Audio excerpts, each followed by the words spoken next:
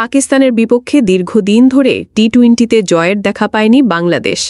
গত মে মাসে পাকিস্তানে গিয়ে হোয়াইটওয়াশড ঘরের মাঠে 2021 সালে সবশেষ সিরিজেও একই ফল।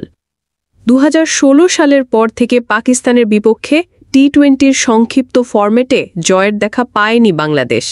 9 বছরের সেই জয়ের খরা কাটাতে চায় লিটন কুমারের নেতৃত্বাধীন বাংলাদেশ দল। টি-20তে পাকিস্তানের বিপক্ষে বাংলাদেশের রেকর্ড ভালো নয়। দুই দল এখনও পর্যন্ত 22টি টি-20তে মুখোমুখি হয়। অতীতের সেই সাক্ষাতে মাত্র 3টিতে জয় পেয়েছে বাংলাদেশ। তার চেয়েও বড় কথা, সবশেষ 12 ম্যাচে পাকিস্তানের বিপক্ষে বাংলাদেশের একটিও জয় নেই।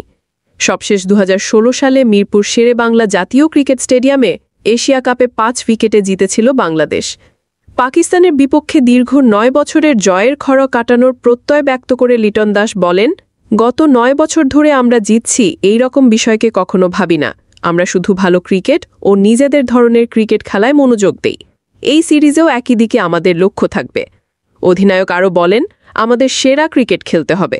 সবকিছু তৈরি হয় ইতিহাস হবার জন্য, আর রেকর্ড কিন্তু ভাঙাও হয়। আমরা যদি ভালো ক্রিকেট খেলি, রেকর্ড ভাঙতে সময় লাগবে না।